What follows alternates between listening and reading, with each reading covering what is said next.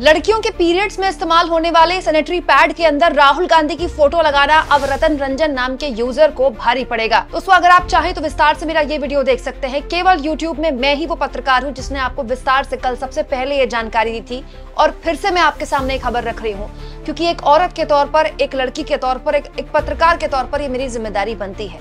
लेकिन Congress IT cell की जिम्मेदारी कहाँ चूक गई, कांग्रेस IT सेल अपनी जिम्मेदारी से कैसे चूक गया, ये इस वीडियो में आगे मैं आपको बताने वाली हूँ। सबसे पहले इंपॉर्टेंट खबर आपके सामने रख देती हूँ। इस आदमी को पहचान लीजिए दोस्तों, रतन रंजन नाम का ये आदमी, इसने महिलाओं का मजाक उड़ाया, महिलाओं पर बेहद ही घटिया वीडियो बनाई और एक फेक न्यूज फैलाई, और उस फेक न्यूज को फैलाने के चक्कर में अब ये अपने पोस्ट डिलीट करता फिर रहा है। क्यों? क्योंकि अब इसे जेल जाना पड़ सकता है। दोस्तों हुआ क्या, बिहार में कांग्रेस पार्टी महिलाओं तक अपनी पहुंच बढ़ाने के लिए सैनिटरी पैड जो पीरियड्स में इस्तेमाल करती महिलाएं, उसके पैकेट के बाहर राहुल गांधी की फोटो और प्रियंका गांधी की फोटो छापकर बांट रही थी। लेकिन इस आदमी ने एक वीडियो बनाया, रतन रंजन नाम के यूजर ने वीडियो बनाया, साड़ी पहनी, बिंदी लगाया, विग लगाई, महिला बना और उसके बाद एक बहुत ही दोयम दर्जे का वीडियो बनाया ये कहते हुए कि सैनिटरी पैड के पैकेट तक तो ठीक था राहुल गांधी की फोटो, लेकिन राहुल गांधी की फोटो पैड के अंदर लगा दी गई। बाकायदा इसने इस तरह से दिखाया कि देखिए पैड के अंदर फोटो लगा दी गई। यकीन जानिए जिस वक्त मैंने ये वीडियो देखा और ये फोटो उसके बाद सोशल मीडिया में वायरल हो गया, पूरा इंस्टाग्राम इस फोटो से भरा हुआ है, सोशल मीडिया X और फेसबुक तो छोड़ ही दीजिए। लेकिन दोस्तों जिस वक्त मैंने ये वीडियो पहली बार देखा मैं उसी वक्त समझ गई थी कि ये वीडियो फर्जी है, ये फेक न्यूज है। लेकिन मैंने वीडियो बहुत देर में बनाई क्योंकि मैं कांग्रेस IT सेल नहीं हूँ, ना ही मैं कांग्रेस की प्रवक्ता हूँ। तो रतन रंजन नाम के इस आदमी ने ये वीडियो बनाई और उसके बाद ये फेक न्यूज आग की तरह फैल गई। लेकिन बाद में दोस्तों कांग्रेस का लीगल सेल सामने आ गया। दोस्तों कांग्रेस की लीगल सेल द्वारा कहा गया है, देखिए, the legal team is ready, BJP's morphed image targeting Rahul Gandhi ji is not just defamation, it's disgusting insult to women of Bihar। मतलब अब जो लीगल टीम है वो कांग्रेस की तैयार है। बीजेपी ने जिस तरह से राहुल गांधी की इमेज को मॉर्फ किया, उनकी फोटो को गलत तरीके से दिखाया, ये न केवल राहुल गांधी बल्कि बिहार की महिलाओं का अपमान है और इस तरह की हरकत बर्दाश्त नहीं की जाएगी। अब लीगल एक्शन लिया जाएगा। जैसे ही दोस्तों कांग्रेस IT सेल की तरफ से इस तरह का बयान आया, रतन रंजन जो ये वीडियो शेयर करके लोगों के रिएक्शंस भी शेयर कर रहा था, उसने सारे पोस्ट डिलीट कर दिए।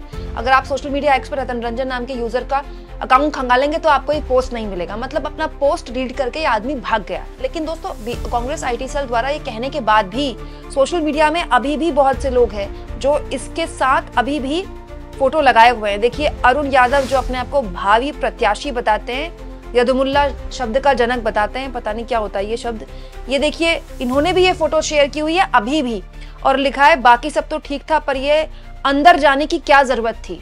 देखिए कितना दोयम दर्जे का ये ट्वीट है, कितनी गंदी डबल मीनिंग बात इसमें लिखी गई है। दोस्तों अनुजा कपूर जो अपने आप को बीजेपी का स्पोक्स पर्सन बताती हैं, प्रवक्ता बताती हैं, एक महिला होने के नाते उन्होंने ये फेक वीडियो शेयर की और पता चलने के बाद कि ये फेक वीडियो उसके बाद भी डिलीट नहीं की। अभी भी इनके प्रोफाइल में ये वीडियो आपको मिल जाएगी। इनफैक्ट दोस्तों मिस्टर सिन्हा और ऋषि बागरी ये वो लोग हैं दोस्तों जो आए दिन बीजेपी IT सेल का प्रोपेगेंडा आगे पहुंचाते हैं। इन्होंने भी इस तरह से फोटोज शेयर की।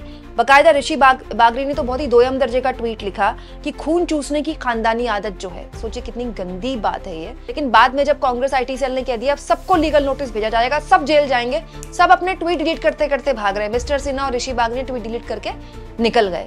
लेकिन पॉइंट यहाँ पर यह है दोस्तों कि जब तक ये पोस्ट बताया गया कांग्रेस द्वारा कि ये फर्जी था, तब तक बहुत देर हो चुकी थी।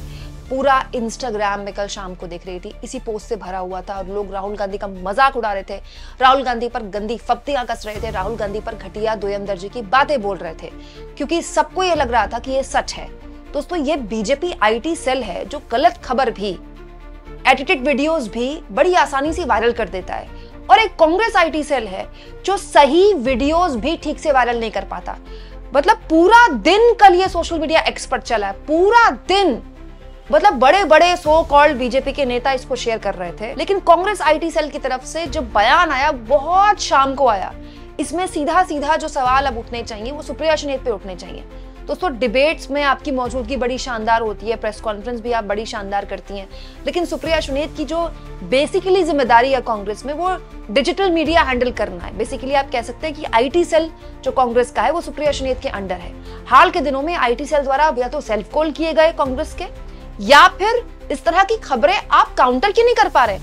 लगातार आपके सबसे बड़े नेता के खिलाफ ऐसी दोयम दर्जे की खबरें चलाई जा रही हैं और आप घंटों बैठे रहते हैं। इनफैक्ट मैं आपको एक और बात बताती हूँ दोस्तों, कांग्रेस के आईटी सेल द्वारा भी पोस्ट बहुत बाद में किया गया।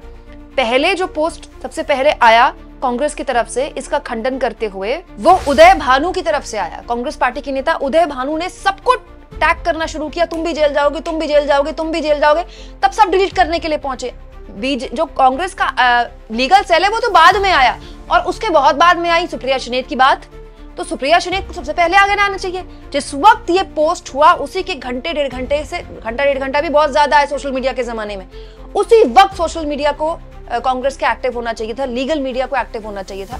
लेकिन अब फेक न्यूज के जमाने में आप कैसे हर इंस्टाग्राम पोस्ट को जाकर बताएंगे, हर इंस्टाग्राम के बड़े बड़े हैंडल को जाकर बताएंगे नहीं भैया ये डिलीट करो ये फेक है, नहीं भैया डिलीट करो ये फेक है? क्योंकि आप सोशल मीडिया में लगाम नहीं लगा सकते। ये हर लिहाज से कांग्रेस आईटी सेल का बहुत बड़ा फेलियर है कि वो अब तक ये समझ नहीं पा रहा कि वो लड़ाई किससे लड़ रहा है, और जब तक वो ये नहीं समझ पाएगा तब तक वो ये लड़ाई परसेप्शन की हारता जाएगा। कितनी शर्मनाक बात है कांग्रेस आईटी सेल के लिए कि वो काम भी ठीक से नहीं कर पा रहे हैं जो उनका काम है, अपने पार्टी अपने नेताओं की न केवल सोशल मीडिया में मौजूदगी बड़े स्तर पर दर्ज कराना, बल्कि उनके खिलाफ जो प्रोपेगेंडा चल रहा है उसको ध्वस्त करना। दोस्तों, बहुत सारे लोगों ने सोशल मीडिया में कांग्रेस पार्टी को इसलिए के भी आलोचना की कि देखिए सैनिटरी पैड के पैकेट के बाहर भी क्या जरूरत थी राहुल गांधी की फोटो की, ये कोई जगह है राहुल गांधी की फोटो की? तो ऐसे लोगों को मैं बता दूं कि ये कोई पहली बार नहीं है, नरेंद्र मोदी की फोटो भी बीजेपी ने चस्पा करके बांटा है। और इनफैक्ट इसमें हमको कोई शर्मिंदगी महसूस नहीं होनी चाहिए, चाहे अरविंद केजरीवाल की फोटो हो, चाहे नरेंद्र मोदी की फोटो हो, चाहे राहुल गांधी की फोटो हो, चाहे किसी की भी फोटो हो, कम से कम इस तरह की चीजों पर चर्चा तो हो रही है। आप सोचिए ना, बिहार की महिलाओं के पास ये सैनिटरी पैड्स जाएंगे जो ताउम्र कपड़ा इस्तेमाल कर रही हैं, उनके हाइजीन में फर्क आएगा, उनकी जो दूसरी पीढ़ी है, जो उनकी घर की बेटियां हैं, उनमें जागरूकता आएगी। और दूसरा, ये एक विकल्प भी है क्योंकि मार्केट में अब बहुत सस्ते सैनिटरी पैड्स भी अवेलेबल हैं, लेकिन जो एक ग्रामीण तबका है उसको लगता है कि ये पैकेट वाली चीजें तो बहुत ही महंगी हैं, तो वो अफोर्ड नहीं कर पाएंगे। तो ऐसी पहल के जरिए जो स्वयं सहायता समूह होते हैं ग्रामीण इलाकों में, वो भी सामने आते हैं और वो देखते हैं कि क्या ये चीजें हम बना सकते हैं। देश के ऐसे बहुत से गांव हैं जहां महिलाएं स्वयं सहायता समूह के जरिए सस्ते सैनिटरी पैड्स बना रही हैं। वो उस इलाके में न केवल रोजगार जनरेट करता है, महिलाएं बनाती हैं तो महिलाओं को रोजगार मिलता है, बल्कि महिलाओं के बीच स्वच्छता और हाइजीन को लेकर एक अलग तरह की जागरूकता पैदा होती है। छोटी छोटी बच्चियां गंभीर बीमारियों से ग्रसित होने से बच जाती है, जो कि एक बहुत इंपॉर्टेंट जरूरी स्टेप है। और दोस्तों, हमारे देश में हम पॉलिटिक्स को कितना भी कोसे, जो हल है समस्याओं का पॉलिटिक्स ही खोजती है, क्योंकि अथॉरिटी तो उसी के पास है ना, सरकार तो वही चलाती है। तो दोस्तों, पॉलिटिकल पार्टीज अगर इस तरह की मुहिम में आगे आ रही है, चाहे वो चुनाव में ही आगे आए, तो इसको हमको वेलकम करना चाहिए। लेकिन ये बात सही है कि इतनी अच्छी योजना का बीजेपी आईटी सेल के लोगों ने पलीता लगाने में कोई कसर नहीं छोड़ी और कांग्रेस का आईटी सेल चुपचाप खड़े होकर तमाशा देखता रहा। आप इस मुद्दे पर क्या सोचते हैं दोस्तों? कमेंट बॉक्स में जरूर लिखें और जितना हो सके चैनल को शेयर करें, सब्सक्राइब करें और थैंक्स और ज्वाइन के ऑप्शन से दोस्तों अगर आप चाहें तो कुछ आर्थिक मदद भी चैनल की जरूर करें।